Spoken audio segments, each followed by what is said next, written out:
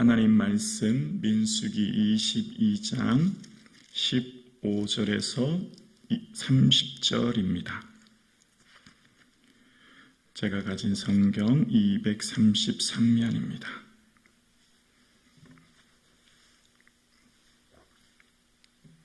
오늘 나에게 주시는 하나님의 말씀을 함께 고백드리겠습니다. 발락이 다시 그들보다 더 높은 고관들을 더 많이 보내매 그들이 발람에게로 나아가서 그에게 이르되 십볼의 아들 발락의 말씀에 청하건대 아무에게도 거리끼지 말고 내게로 오라. 내가 그대를 높여 크게 존귀하게 하고 그대가 내게 말하는 것은 무엇이든지 시행하리니 청하건대 와서 나를 위하여 이 백성을 저주하라 하시더이다. 발람이 발락의 신하들에게 대답하여 이르되 발락이 그의 집에 가득한 은금을 내게 줄지라도 내가 능히 여호와 내 하나님의 말씀을 어겨 덜하거나 더하지 못하겠노라. 그런즉 이제 너희도 이 밤에 여기서 유숙하라. 여호와께서 내게 무슨 말씀을 더하실는지 알아보리라.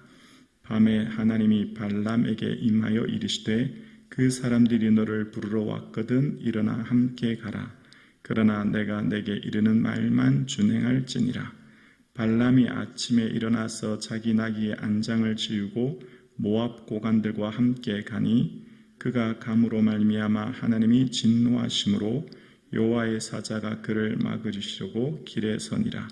발람은 자기 나귀를 탔고 그의 두 종은 그와 함께 있더니 나귀가 여호와의 사자가 칼을 빼어 손에 들고 길에 선 것을 보고 길에서 벗어나 밭으로 들어간지라. 발람이 나귀를 길로 돌이키려고 채찍질하니 여호와의 사자는 포도원 사이 좁은 길에 섰고 좌우에는 담이 있더라. 나귀가 여호와의 사자를 보고 몸을 담에 대고 발람의 발을 그 담에 짓누름에 발람이 다시 채찍질하니 여호와의 사자가 더 나아가서 좌우로 피할 데가 없는 좁은 곳으로 선지라. 나귀가 여호와의 사자를 보고 발람의 밑에 엎드리니 발람이 노하여 자기 지팡이로 나귀를 때리니라. 여호와께서 나귀 입을 여시니 발람에게 이르시되 내가 당신에게 무엇을 하였기에 나를 이같이 3번 때리느냐? 발람이 나귀에게 말하되 내가 나를 거역하였기 때문이니 내 손에 칼이 있었더라면 곧 너를 죽였으리라. 나귀가 발람에게 이르되 나는 당신이 오늘까지 당신의 일생 동안 탄 나귀가 아니냐? 내가 언제 당신에게 이같이 하여 버릇이 있었더냐? 그가 말하되 없었느니라. 아멘.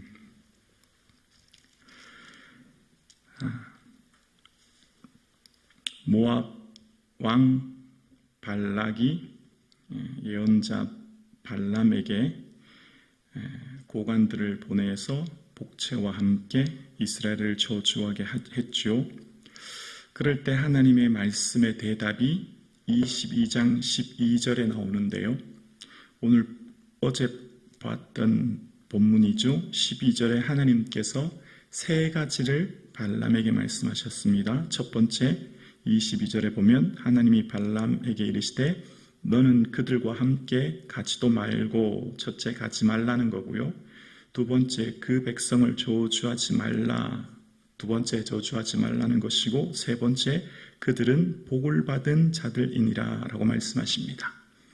이스라엘은 하나님의 복을 받은 자들이라는 것입니다. 그래서 아브라함에게 말씀하셨던 것처럼 너로 큰 민족을 이루고 내게 복을 주어 너로 말미암아 모든 백성이 복을 받게 할지라 말씀하신 그 복을 말씀하시는 겁니다.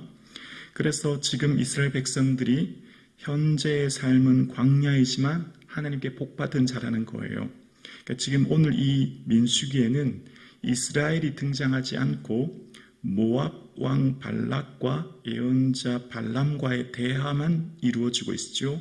그러니까 지금 전지적 작가 시점에서 말하고 있는 겁니다. 전체적인 관점에서 이스라엘은 등장하지 않지만 이스라엘에 대해서 지금 말하고 있는 거죠. 그러면서 이스라엘은 어떤 자냐면 복받은 자라는 겁니다. 이스라엘은 하나님의 놀라운 은혜와 복을 받은 자예요. 그래서 하나님이 보호하시고 하나님이 지키십니다. 그래서 이 본문을 통해서 보면 이스라엘은 외부의 어떤 누구의 공격에도 하나님 다 막아주세요. 지켜주세요.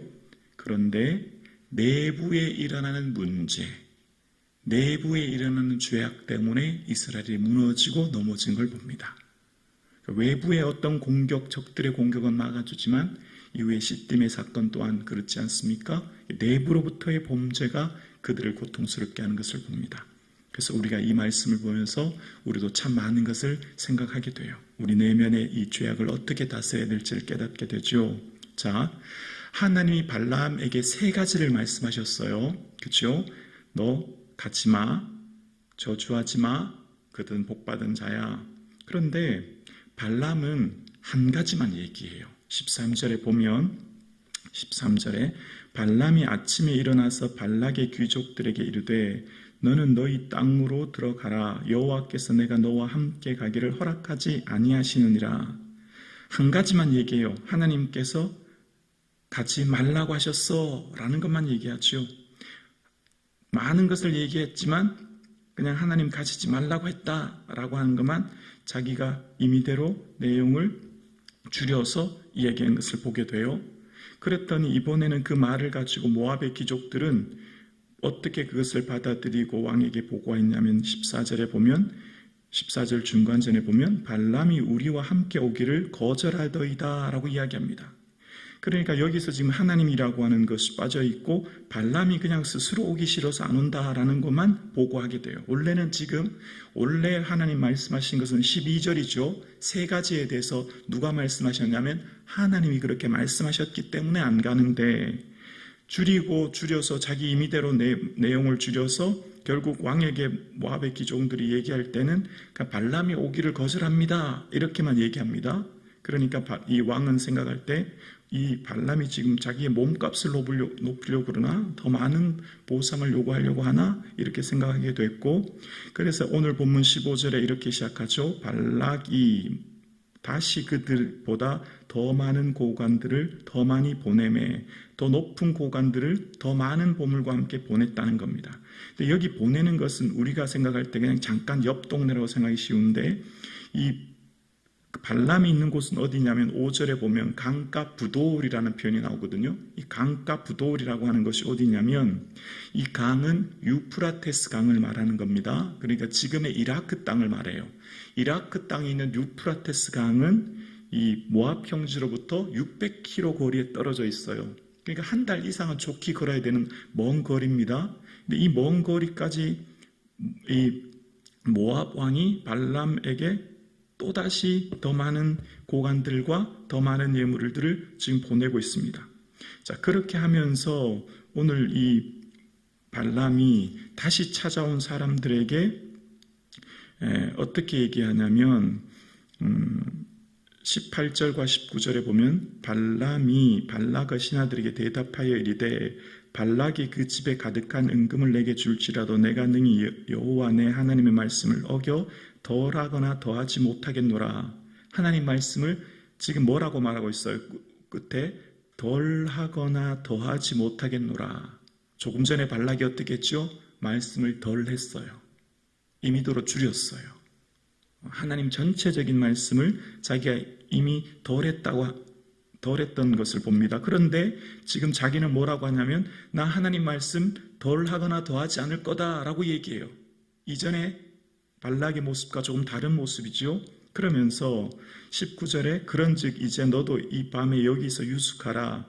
여호와께서 내게 무슨 말씀을 더 하실렀는지 알아보리라. 여러분, 하나님이 한 번 말씀하시면 그 말씀하신 뜻은 그 하나님의 생각과 정신이 담겨져 있기 때문에 웬만해서는 그 뜻을 바꾸시기 어려운 뜻인데 발람이 지금 뭐라고 하냐면 뭘 말씀을 내게 더 하실는지 알아볼 거야. 추가로 내게 뭔가를 더 말씀하시겠지라고 하면서 여기서 마치 이 발람이 하나님께 뭔가를 더 많은 말씀을 듣기 위해 애쓰는 것처럼 보이지만 또 자세히 본문을 보면 뭔가 좀 때를 쓰는 것 같은 표현도 보여요. 그러면서 이 밤에 여기서 유숙하라라고 하는데 이미 사실 이 사신들은 하나님께서 이스라엘 그들과 함께 가지 말라고도 말씀하셨고 이스라엘을 저주하지 말라고도 이미 말씀하셨기 때문에 더 여기 유숙할 필요가 없어요. 그런데 이 밤 여기서 유숙하라라고 얘기해요.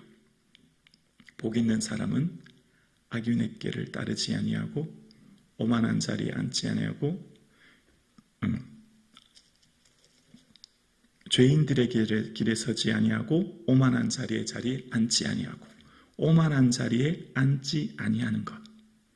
그런데 지금 이 발람은 지금 그들을 다시 한번 머물게 하면서 하나님 내게 뭘 더 말씀하신지 알아본다 이렇게 물어요.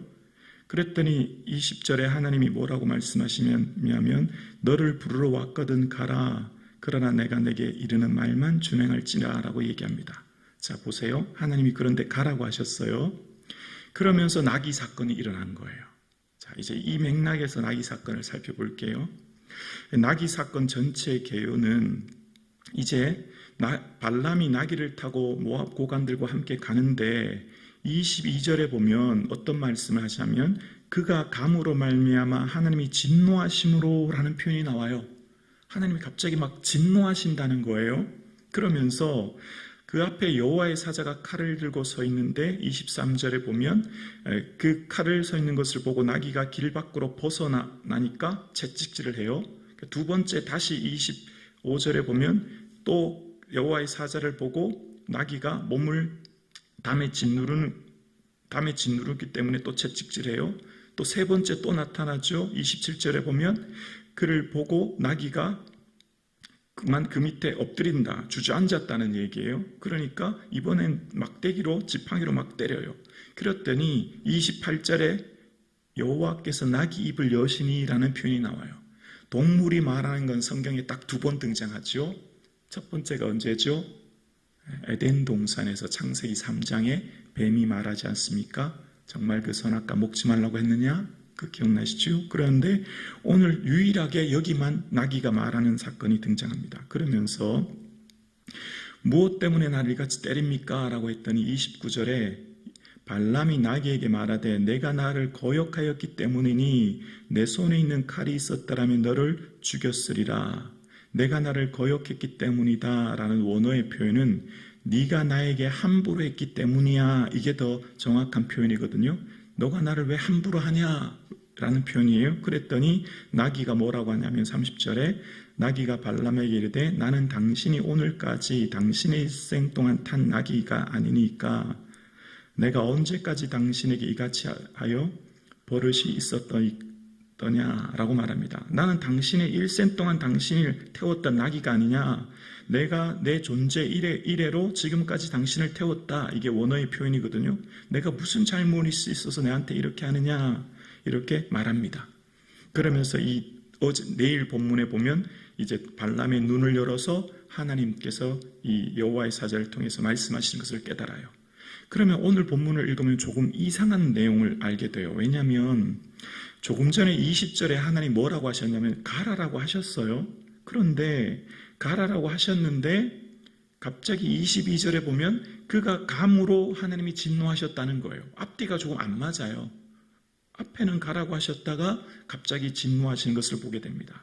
그래서 이 본문을 통해서 이 본문만을 위한 것이 아니라 다른 성경의 말씀을 통해서 오늘 본문을 봐야 조금 더 오늘 본문을 정확하게 볼 수 있는데요. 이 본문의 내용을 조금 더 알기 위해서는 베드로 후서 2장 14절과 16절에 나오는 이 베드로를 통해서 말씀하시는 발람에 대한 이야기를 보면 알 수 있는데요. 베드로 후서 2장 14절의 말씀을 보면 베드로 후서 2장 14절에 음심이 가득한 눈을 가지고 범죄하기를 그치지 아니하고 굳세지 못한 영혼들을 유혹하여 잘 보세요. 탐욕에 연단된 마음을 가진 자들이니 저주의 자식들이라. 탐욕에 연단된 마음을 가진 자들에 대해서 얘기하는데 그 예가 누구냐면 15절에 그들이 바른 길을 떠나 미혹되어 부올의 아들 발람의 길을 따르는도다. 발람이 나왔죠. 자, 그 사람에 대해서 소개합니다. 어떻게 소개하냐면 발람은 불의의 삭스를 사랑하다가 그 다음이요 16절에 자기의 불법으로 말미암아 책망을 받되 말하지 못하는 나귀가 사람의 소리로 말하여 이 선지자의 미친 행동을 저주하였느니라 라고 이야기합니다. 지금 이 발람이 불의의 삭슬, 잘못된 재물을 사랑해서 어떻게 했냐면 16절을 다시 한번 보여주실래요?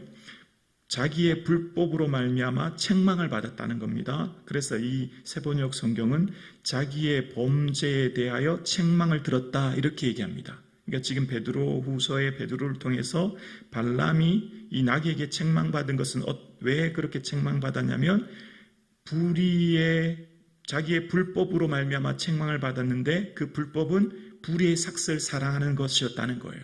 그래서 그렇게 길을 가다가 책망받았다는 겁니다. 자, 그러면 베드로후서의 관점으로 보면 지금 이 발람이 가는 길이 잘못된 길이었고 왜 잘못된 길이었냐면 불의의 삭신, 재물을 사랑하여서 이 길로 가게 되어서 말하지 못하는 나귀를 통해서 책망을 받았다라고 이야기하고 있죠. 자, 그러면 다시 한번 오늘 본문으로 돌아볼게요. 하나님께서 말씀하실 때 하나님의 말씀의 의도를 잘 살펴야 됩니다. 하나님께서는 우리의 삶에 우리의 삶 가운데 하나님의 마음과 뜻을 헤아리기를 원하시고 그 뜻대로 우리를 살기를 원하세요. 그런데 너무너무 때를 쓰고 고집을 피우고 그래도 주세요라고 하면 잠깐 허락하십니다. 그게 언제 등장하죠? 사무엘상 8장 9장에 등장하죠. 이스라엘 백성들이 우리에게도 다른 나라처럼 왕을 주세요라고 때를 써요. 근데 그게 하나님 기뻐하지 않은 일이죠. 왜냐하면 하나님이 이스라엘의 왕이시거든요. 하나님이 이스라엘을 통치하고 다스리세요. 하나님보다 더 능력 있는 왕은 없으세요. 그런데 이스라엘이 당신은 늙었고 당신의 아들들은 불의한 길을 가니 우리에게 다른 나라처럼 왕을 주세요라고 때를 써요. 그러니까 하나님이 어떻게 하셨죠? 그들 원하는 대로 왕을 주어라 라고 허락해 주세요. 그러나 그 왕을 통해 너희가 이런 어려움 당할 거야 라고 말씀하시죠. 우리가 하나님 앞에 나와 기도하고 말씀대로 살 때 늘 잘 생각해야 될 것이 있는데 하나님의 그 의도와 마음을 살피는 거예요. 지금 발람은 이미 그 마음속에 복채, 조금 전에는 복채라 했고 그 다음에는 더 많은 표현을 통해서 엄청나게 많은 재물에 그 마음이 가득 차 있어요. 그리고 그 마음이 그 많은 재물에 이미 그 마음이 가득 차 있어서 어떻게 하면 그 재물을 더 많이 얻을까에 그 마음이 집중되어 있는 것이지요. 그리고 그것을 사랑하는 마음에 지금 그 삶이 가득 차 있는 그 발람의 마음을 보게 돼요. 그러면서 그의 삶 가운데 하나님께서 정말 뭘 원하시는지에 대한 의도를 놓쳤던 것을 보게 돼요. 그래서 발람이 하나님께서 말씀하셨다면 처음부터 하나님이 3가지를 말씀하셨는데 발람은 줄여서 임의대로 한 가지만 얘기했고 그리고 이 뒤에도 나는 더하거나 덜하지 않았다고 했지만 사실 더 줄여서 얘기했죠. 그리고 오늘 본문 이 뒤에 내일 읽을 본문인데요. 34절에 보면 내가 범죄하였나이다 이렇게 고백해요. 자기가 뭔가 잘못되었다는 것을 이미 이야기하는 것이죠. 우리가 살면 많은 사람들이 내 욕망을 하나님의 뜻으로 번지르르하게 얘기하고 살 때가 많아요. 사실 자기도 알아요. 자기 자신도 이미 알고 있어요. 그런데 자신의 욕망을 마치 하나님의 뜻인 것처럼 내가 기도해 봤더니 내가 말씀을 읽었더니 이것이 하나님의 뜻이래. 이것이 하나님 말씀하신 거래 라고 하면서 마치 하나님의 뜻이라고 핑계를 대면서 내 욕망을 핑계를 대면서 사는 경우가 많아요. 그러나 자기 자신은 잘 알고 있죠. 그게 내 욕심이라는 것을. 우리의 삶 가운데 내 뜻과 하나님의 뜻을 잘 분별할 필요가 있는데요. 그러려면 먼저 나를 비우고 나를 내려놓아야 합니다. 나를 온전히 복종케 해야 되는 것이죠. 그래서 주님을 따르는 제자의 첫 번째는 자기를 비우는 것, 자기를 부인하는 것을 먼저 말씀하시는 겁니다.